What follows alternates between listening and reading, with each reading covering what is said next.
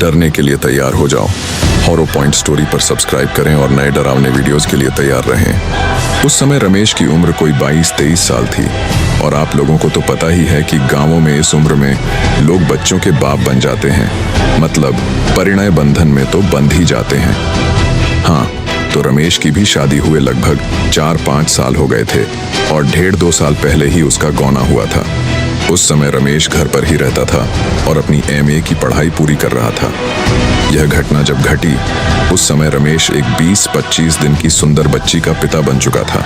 हाँ, एक बात मैं आप लोगों को बता दूं कि रमेश की बीबी बहुत ही निडर स्वभाव की महिला थी। यह गुण बताना इसलिए आवश्यक था कि इस कहानी की शुरुआत में इसकी निडरता अहम भूमिका निभाती है। एक दिन की बात है कि रमेश की बीबी ने अपनी निडरता का परिचय दिया और अपनी नन्ही बच्ची, उम्र लगभग 1 माह से कम ही, और रमेश को बिस्तर पर सोता हुआ छोड़ 4 बजे सुबह उठ गई। गांवों में आजकल तो लोग पाखाना घर बनवाने लगे हैं, पर 10-12 साल पहले तक अधिकतर घरों की महिलाओं को नित्य क्रिया दिशा मैदान हेतु घर से बाहर ही जाना पड़ता था और घर की सब महिलाएं नहीं तो कम से कम 2 एक साथ घर से बाहर निकलती थीं। ये महिलाएं सभी लोगों के जगने से पूर्व ही ब्रह्म मुहूर्त में जगकर निडरता की ओर चली जाती थी। आत्मविश्वास जो रमेश की बीबी में था एक अजीब सा एहसास दिलाता था। ऐसा लगता था जैसे उसे हर मुश्किल का सामना करने की ताकत खुदा से मिली हो। ऐसा नहीं था कि रमेश की बीबी पहली बार 4 बजे जगी थी। अरे भाई, वह प्रतिदिन 4 बजे ही जगती थी, पर उस दिन उसकी निडरता एक अलग ही रूप में सामने आई, जैसे वह किसी साहसिक यात्रा पर निकलने से पहले एक आखिरी बार अपना घर और परिवार देख रही हो। का परिचय इसलिए कह रहा हूँ कि और दिनों की तरह उसने घर के किसी महिला सदस्य को जगाया नहीं और अकेले ही दिशा मैदान हेतु घर से बाहर निकल पड़ी। दरअसल गांव में लड़कोरी महिला जच्चा, जिसका बच्चा अभी 6 महीना तक का न हुआ हो, उसे अलवांती बोलते हैं और ऐसा कहा जाता है कि ऐसी महिला पर भूत प्रेत की छाया जल्दी पड़ जाती है या भूत प्रेत ऐसी महिला को जल्दी चपेट में ले लेते हैं। इसलिए ये अलवांती महिलाएं जिस घर में रहती हैं वहां आग जलाकर रखते हैं या कुछ लोग इनके तकिया के नीचे चाकू आदि रखते हैं। खैर, रमेश की बीबी ने अपनी निडरता दिखाई और वह निडरता उस पर भारी पड़ी। वह अकेले घर से काफी दूर खेतों की ओर निकल पड़ी। हुआ यह कि उसी समय पंडित जी के श्रीफल बेल पर रहने वाली चुड़ैल उधर घूम रही थी और न चाहते हुए भी उसने रमेश की बीबी पर अपना डेरा डाल दिया। हाँ, फर्क सिर्फ इतना था कि वह पहले दूर दूर से ही रमेश की बीबी का पीछा करती रही, जैसे एक अजनबी साया हो जो बिना देखे समझे बस अपने घातक इरादों से चुपके चुपके उस पर अपनी नजरें गड़ाए था। रमेश की बीबी को यह बिल्कुल भी एहसास नहीं था कि उसकी निडरता एक खौफनाक मुसीबत को न्योता दे रही थी। उस पल में उसके कदम जैसे घसीटे जा रहे थे, जैसे उसे कहीं से एक अनजाना डर घेरने लगा था, लेकिन वह खुद को यह समझाने की कोशिश करती रही कि कुछ भी नहीं होगा, मैं तो रोज ही जाती हूँ, मुझे क्या डर होगा।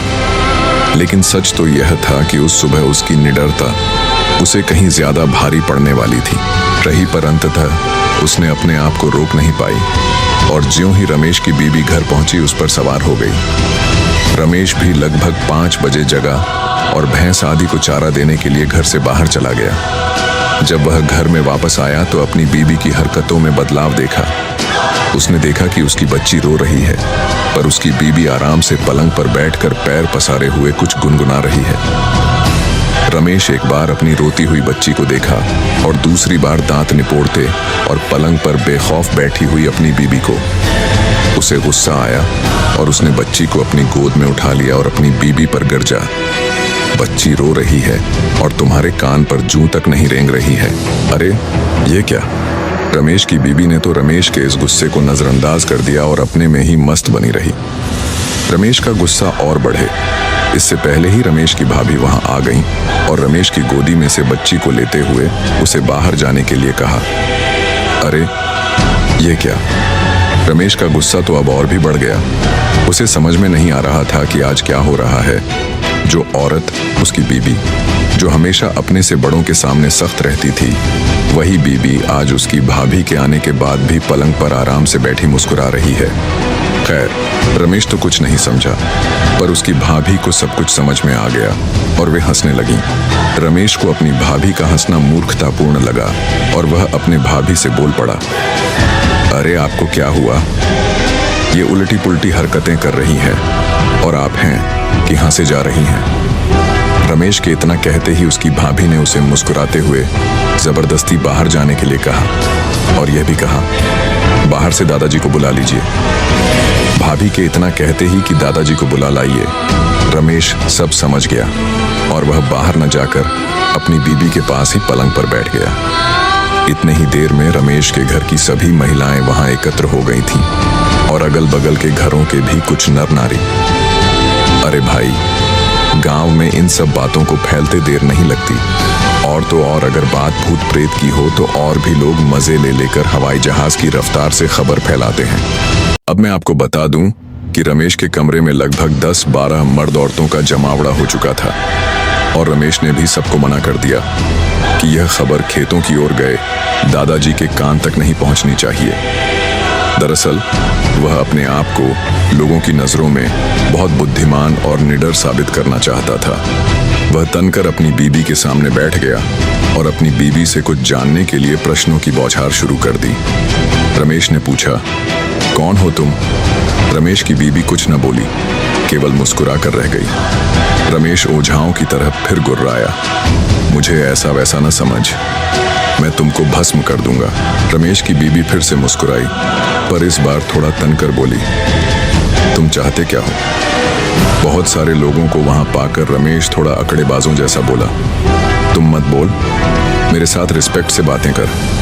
तुम्हें पता नहीं कि मैं ब्राह्मण कुमार हूं और उस पर भी बजरंगबली का भक्त। रमेश के इतना कहते ही उसकी बीबी चुड़ैल से पीड़ित थोड़ा सक पकाकर बोली, मैं पंडित जी के श्रीफल पर की चुड़ैल हूं। अपने बीबी के मुख से इतना सुनते ही तो रमेश को और भी जोश आ गया। उसे लगने लगा कि अब मैं वास्तव में इस पर काबू पा लूंगा। वहां खड़े लोग कौतूहल पूर्वक रमेश और उसकी बीबी की बातों को सुन रहे थे और मन ही मन प्रसन्न हो रहे थे। अरे भाई, मनोरंजन जो हो रहा था उनका। रमेश फिर बोला, अच्छा, पर तूने इसको पकड़ा क्यों? तुमके पता नहीं कि यह एक ब्राह्मण की बहू है और नियमित पूजा पाठ भी करती है। रमेश की चुड़ैल पीड़ित बीबी बोली, मैंने इसको जानबूझकर नहीं पकड़ा, इसको पकड़ना तो मेरी मजबूरी हो गई थी। ये इस हालत में अकेले बाहर गई क्यों? खैर, अब मैं जा रही हूँ, मैं खुद ही अब अधिक देर यहाँ नहीं रह सकती। रमेश अपने बीबी की इन बातों को सुनकर बोला, क्यों, क्या हुआ? डर गई ना मुझसे? रमेश के इतना कहते ही फिर उसकी बीबी मुस्कुराई और बोली, तुमसे क्या डर? मैं तो उससे डर रही हूँ जो इस घर पर लटक रहा है और मुझे जला रहा है। अब उसका ताप मुझे सहन नहीं हो रहा है। दरअसल बात यह थी कि रमेश के घर के ठीक पीछे एक पीपल का पेड़ था और गांव वाले उस पेड़ को बांसदेव बाबा कहते थे। लोगों का विश्वास था कि इस पेड़ पर कोई अच्छी आत्मा रहती है और वह सबकी सहायता करती है। कभी कभी तो लोग उस पीपल के नीचे जेवनार आदि भी चढ़ाते थे। और हाँ, इस पीपल की एक डाली रमेश के घर के उसी कमरे पर लटकती रहती थी जिसमें रमेश की बीबी रहती थी।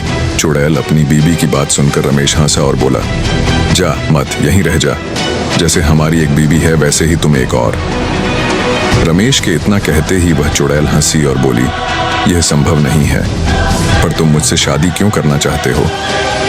रमेश बोला, अरे भाई, गरीब ब्राह्मण हूँ, कुछ कमाता धमाता तो हूँ नहीं, तू रहेगी तो थोड़ा धन दौलत लाती रहेगी। रमेश के इतना कहते ही वह चुड़ैल बोली, तुम बहुत चालू हो, और हाँ, यह भी सही है कि हमारे पास बहुत सारा धन है, पर उस पर हमारे लोगों का पहरा रहता है। अगर कोई इंसान वह धन लेना चाहे तो हम लोग उसका अहित कर देती हैं। हाँ, और एक बात, और वह धन तुम जैसे जीवित प्राणियों के लिए नहीं है। रमेश अब थोड़ा शांत और शालीन स्वभाव में बोला, अच्छा ठीक है, तुम जरा कृपा करके एक बात बताओ, ये भूत प्रेत क्या होते हैं? क्या तुमने कभी भगवान को देखा है? आखिर तुम कौन हो? क्या पहले तुम भी इंसान ही थी? चुड़ैल भी थोड़ा शांत थी और शांत थे वहां उपस्थित सभी लोग, क्योंकि सब लोग इन प्रश्नों का उत्तर जानना चाहते थे। चुड़ैल ने एक गहरी सांस भरी और कहना आरंभ किया, भगवान क्या है? मुझे नहीं मालूम। पर कुछ हमारे जैसी आत्माएं भी होती हैं जिनसे हम लोग बहुत डरते हैं और उनसे दूर रहना ही पसंद करते हैं।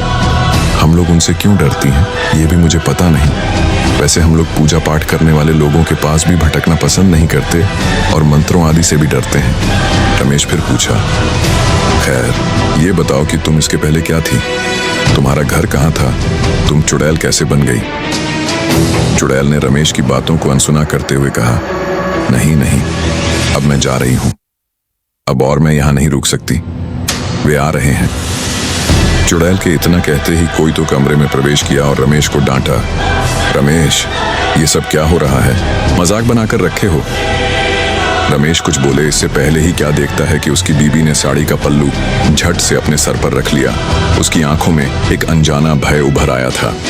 वह हड़बड़ाकर पलंग से उतरकर नीचे बैठ गई और धीरे धीरे मेरी बेटी कहते हुए रमेश की भाभी की गोद से बच्ची को ले लिया।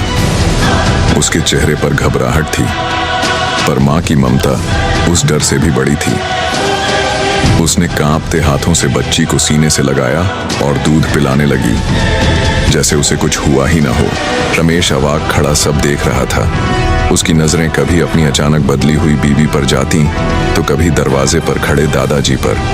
एक पल के लिए उसकी मुट्ठियां भींच गईं, माथे की नसें तन गईं। उसने गहरी सांस ली, दांत पीसते हुए मन ही मन बुदबुदाया, आपको अभी आना था, सब खेल बिगाड़ दिया। आधे घंटे बाद आते तो क्या बिगड़ जाता। वह झुंझलाया हुआ सा खड़ा रह गया, मानो उसकी आंखों के सामने से एक रोमांचक दृश्य अचानक खींचकर हटा दिया गया हो।